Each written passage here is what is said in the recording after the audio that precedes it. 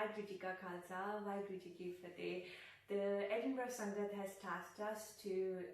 do a tutorial on Degh and how to make it. So we are going to try and do that. We're making a video. What Come have a seat. Vaheguru Ji Ka Khalsa, Vaheguru Ji Ki Fateh. So before we go into how the preparation of Degh is to be done, Singh Sal and me tasked ourselves to learn a little bit more about Degh and the reference and how it came into Sikhi and what is the first reference of it. And we learned quite a lot from that. The first thing that we found was it was mentioned in Saw Sakhya, where Guru Nanak Dev Ji was on his first Udasi, and he came across a few Siddhs who were like learned people, scholars, or who've done a lot of knowledge, who have a lot of knowledge of Vedas. And they disguised themselves as old people with no teeth, because obviously they wanted to test Guru Sahib. In those days, the prasad that was given by people who were spiritual was of fruits, and obviously it was a bit difficult for them to eat, so they wanted to try and test what Guru Nanak Dev Ji Maharaj would give them. But he is Jani Jan, Guru Sahib was Jani Jan, and that's the first time he made Degh, and it was easy to consume for all of them. So another historic reference about Degh which I could find on the internet was about Guru Gobind Singh Ji Maharaj 52 Hukamname, the 52 Hukamnames he gave to Sikh Sangat. I'll read out the 12th Hukamnama over here. Jamman Maran Vyah Anand Aad Samay Jab Ji da Paath Karke Kada Prashad Tayar Karke Anand Sahib da Paath Ardas Karke ਪੰਜਾਂ ਪਿਆਰਿਆਂ ਅਤੇ ਹਜੂਰੀ ਗ੍ਰੰਥੀ ਸਿੰਘਾਂ ਦਾ ਵਰਤਾਰਾ ਵਰਤਾ ਕੇ ਰੱਖ ਕੇ ਉਪਰੰਤ ਸੰਗਤਾਂ ਨੂੰ ਵਰਤਾ ਦੇਣਾ. So here is a perfect example of Guru Gobind Singh Ji Maharaj, another setting an example of the same message which we have been getting throughout the Sikhi process we've been walking on, is a state of blissfulness. No matter what your state of mind is, whether it's a celebratory mood or is a sorrow situation, somebody's passed away, the Guru Gobind Singh Ji Maharaj is asking the saints to do one task, and that is to do ardas and to get the Degh sent to everyone. Which is interesting, but we also have personal connections apart from what historical connections we have. So I'll leave to the foodie. What is your connection with Degh? Well, it's been very close to my heart, or just below my heart. No, when I wasn't into Sikhi, or the only reason we used to go to the Gurdwara Sahib was to, we were told that we will get this prashad at the end, and we used to love it. I used to go to my local Gurdwara and get it. And I'm sure a lot of Sangat over here in Aberbeen Sangat Gurdwara as well, they talked about the kids especially. And the mums use it to a maximum level. When Ardas is going to happen, the kids are told, stand straight, be quiet, otherwise you're not going to get prashad. And that does wonders to them, because they do stand still, because they really do want the prashad at the end of the day. So. Well, also to the fact that it's Gurbani is going in their ears, it connected me. Not at that time, I didn't have the Soji what Gurbani was, but I guess it works in its own mysterious ways, isn't it? Okay, so now that we have talked about what the Degh is and how it came about, we're going to show in the next coming minutes how to prepare Degh, what are the maryada involved in. So I guess the step number one with making Degh is to do the cleaning of the area where we're going to make the Degh, cleaning off all the pande, the equipment we're going to use for Degh, and obviously cleaning ourselves. So the maryada is the Granthi Singh or the Singh who's preparing, or Singh or Singhni who's preparing the Degh. They have to take a full keshi shnan, and afterwards they can, once they've cleaned up, they do go and take a full keshi shnan and come back and start preparing Degh. So in the next due course, we're going to explain how that works.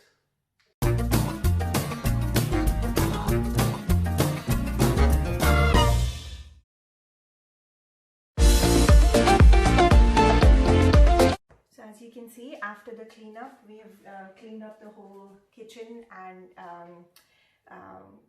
done all the prep work as well. The ingredients are described now over here. So you take any measurement. I've taken a katori that is available, and you take equal amounts of sugar. You have atta and you have kyo, which I've melted it to make it exactly 1 katori. So now remember that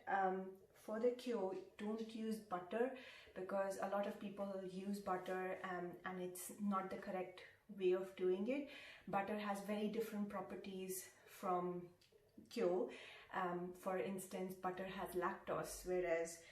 kyo doesn't have lactose, so anyone who's lactose intolerant can still have degh without adverse effects to them. So that's one of the major differences. The sugar needs to be converted into a syrup first, and that's the first step that we do. So we take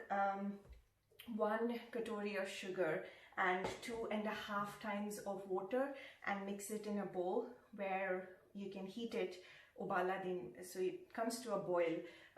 and that's the sugar syrup done. For the quantity of water for this one, we are using 2.5, but it would depend on the type and the quality of your water. I had to adjust it a little bit because in India you get a different variety. We are now going to start the preparation, but we wouldn't be able to talk much through it because it's going to be shown, and Singh Saab's going to be doing Japji Saab when we do the degh.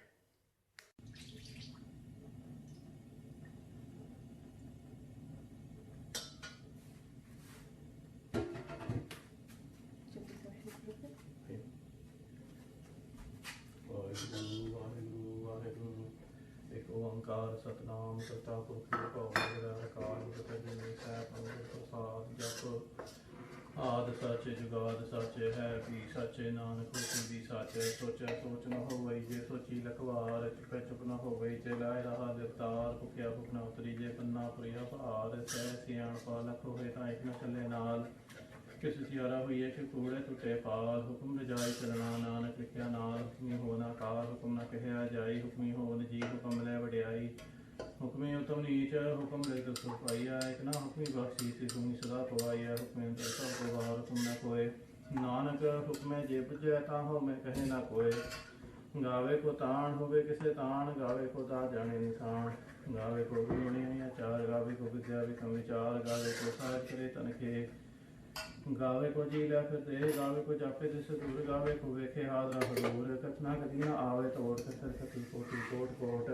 जेदा दे लेंदे तक पाए जुगत बंतर खाही खाहे हुक्म हुक्म चलाए राव नानक विसे परवाह हो साचा साहिब साच न पाख्या पाव पार आखे मंगे दे दात करे दातार फेर के अगे रखी है जिद से दरबार मोह के बन बोली जसम करे प्यार अमृत वेला सचना हो गया विचार करनी आवे कपड़ा नसरी मोह द्वार नानक ये जानिया सब आपे सचार आपे न जाए कि तना होए आपे आप निरंजन सोए जिन सेव्या तिन पाया महा नानक आवे गुणी धान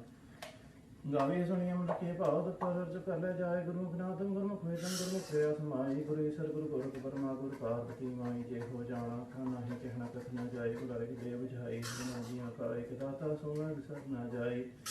तीरथ नाव जे तिस भावन पाए बिनाई करी जे तिसर ठपाए वेखा मन कर्मा के मेरे ले मत वे रतन जो हरमाही जे की सिख सुनी गुराई किते बुझाई सबना जिया का एक दाता सोना विसर न जाए जे जुग जारे हार जा होर सुनी होए नमखंड विच जानिए नाल चले सब कोए चंगा नाम रखाए के जस की रजक ले जे तिन करना आवे तो बात न पूछे के कीटा अंदर कीट कर दोषी दोस्त रे नानक निर्गुण गुण करे गुण थिया गुण देते हा कोई न सोचे जे तिस गुण कोई करे सुने सब पीर सुनाथ सुने तरत आकाश सुने दीप लो पाताल सुने पवे न सके काल नानक पुरख धरेगा सुने दूप आपका नाम सुने सर्व माय सुने मुख वाहन मन सुने वेद पुतन को सुने सास संपत वेद नानक पुरख धरेगा सुने दूप आपका नाश सुने सत्संतो ज्ञान सुने अक्षर गाय स्नान सुने पढ़ पढ़ मान सुने लागे से ज्ञान नानक भक्त सदाएगा सुने तू पाप का नाश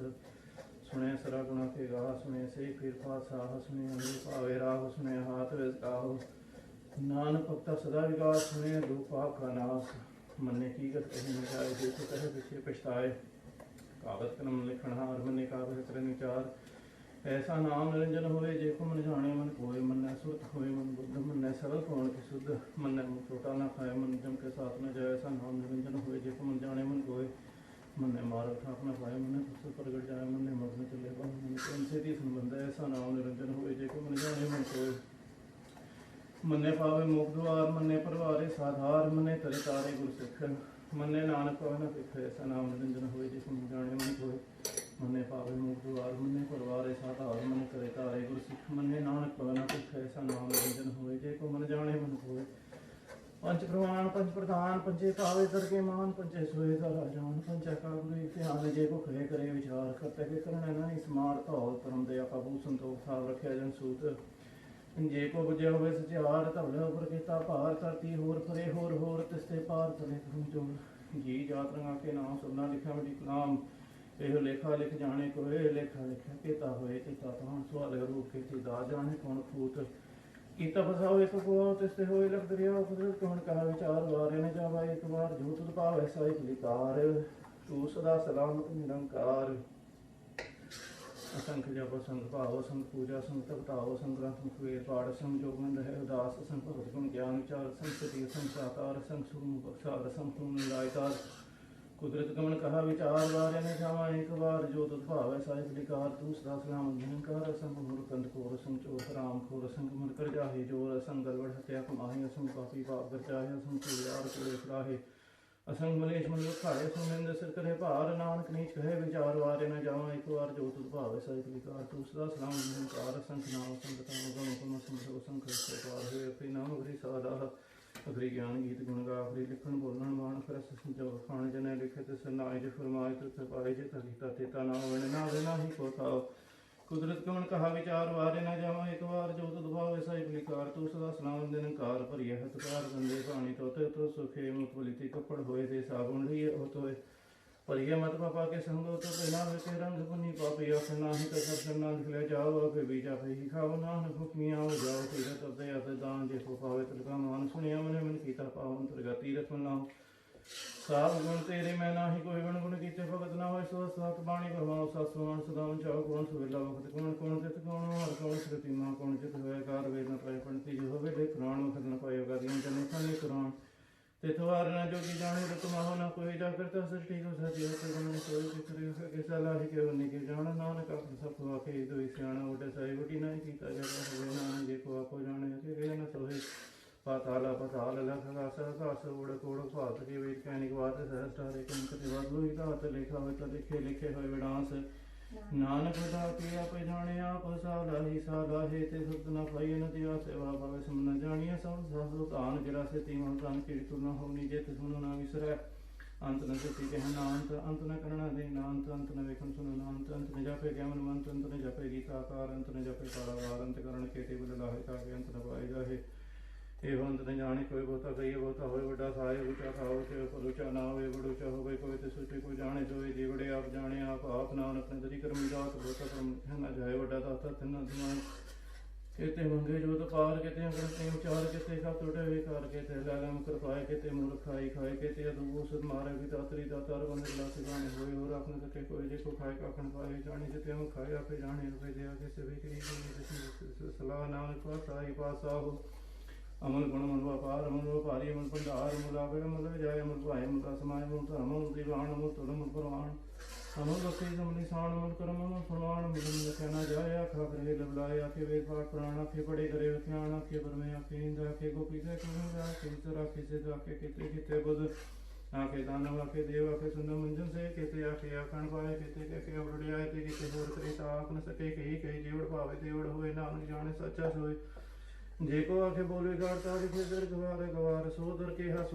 हा जित बै सरफ संभाले वाजे नाथ नेक संखा के सेवावन हम देते जे आखरी सो गई केते गावन हारे गावन तुनो कौन कौन दर्शन कर गावे राजा तन केते कौन पानी वे संतर केते गान महेश केते घर में काट गड़िए रूप रंग वे केते करम मेरे केते केते रूप देश ਕਿਤੇ ਇੰਜਨ ਦੂਰ ਕਿਤੇ ਕਿਤੇ ਮੰਡਲ ਦੇਸ ਕਿਤੇ ਨਾਥ ਕਿਤੇ ਕਿਤੇ ਦੇਸ ਕਿਤੇ ਦੇ ਦਾਨ ਅਮਨ ਕਿਤੇ ਕਿਤੇ ਰਤਨ ਸੁਮਨ ਕਿਤੇ ਹਾਣੀ ਕਿਤੇ ਅਮਾਣੀ ਕਿਤੇ ਬਾਤਨਿੰਦ ਕਿਤੇ ਸੁਰਤੀ ਸੇਵਾ ਕਿਤੇ ਨਾਨਕ ਬੰਦਾ ਅੰਤ ਗਿਆਨ ਖੰਡ में ज्ञान प्रचंड किसी नाथ विनोद गुड़ आनंद श्रम खंड की वाणी रूप ते गाड़त गड़िए वो तनु बता के अगला कथिया न जाए देखो कहे पीछे पछताए तिथे कड़िए सुरत मत बन तिथे कड़िए सुर सदा की सूद क्रम खंड की वाणी जो जिते होर न कोई होर तिथे जोत महाबसूर दिन में राम भया भरपूर तिथे सीता सीता माहे ताक रूप न कथने जाए नाम और ठाकी जाए जिनके राम सेवन माहे तिथे पड़त से लोक रे सच्चा मन सोए साज गण से निरंकार कर कर विखिन दुनिया आल तिथे गण मंडल भंडे जे भुगते शांत नाम तिथे लो लो कार जे जो कुम से कार वेखे विषय कर विचार नानक न करना सार जत पहारा तीर सुनिया रहण मत वेद त्यार पाओ फलागम तो साव पंडा पाओ ताल कड़िए सब सची टकसाल जिनको नदर करम तिनकार नानक नगरी नगर निहाल सलोक पवन गुरु पाणी पिता माता तरत महत दिवस रात दुई गाई गाया खेला सगल जगत चंगियाइया बुराइयां वाचे धर्म दूर धर्मी आपो अपनी के नेड़े के दूर जिनी नाम त्याया गए मसकत काल नानक ते मुख उजले केती छुटी नाल जिनी नाम त्याया गए मसकत काल नानक ते मुख उजले केती छुटी नाल वाहिगुरु वाहिगुरु वाहिगुरु वाहिगुरु वाहिगुरु वाहिगुरु वाहिगुरु वाहिगुरु वाहिगुरु वाहिगुरु वाहिगुरु वाहिगुरु वाहिगुरु वाहिगुरु गुरु वाहिगुरु वाहिगुरु वाहिगुरु वाहिगुरु वाहिगुरु वाहिगुरु वाहिगुरु वाहिगुरु वाहिगुरु गुरु वाहिगुरु वाहिगुरु वाहिगुरु वाहिगुरु वाहिगुरु गुरु वाहिगुरु वाहिगुरु वाहिगुरु वाहिगुरु वाहिगुरु वाहिगुरु वाहिगुरु वाहिगुरु वाहिगुरु वाहिगुरु वाहिगुरु वाहिगुरु वाहिगुरु वाहिगुरु वाहिगुरु वाहिगुरु वाहिगुरु जी का खालसा वाहिगुरु जी की फतेह. So this was the protocols, this was the way the Maharaj Degh is prepared, and after this it's respectfully taken upstairs and do Anand Sahib the part and do Maharaj Degh Ardas and Benti and then Bhog. So this is then distributed amongst the Sangat with keeping the portion of the Degh first for the Panj Pyare and the Granthi Singh. Now, making this video, we've made millions and millions of mistakes. Please forgive us. We're not any experts in this. कोई मर्यादा सानू पता नहीं, but जिन्नी की समर्था सीगी जिन्ना हुक्म होया सी उन्नी करन दी कोई कीती. सॉरी जी, माफिया बख्शनी जी. वाहिगुरू जी का खालसा, वाहिगुरू जी की फतेह.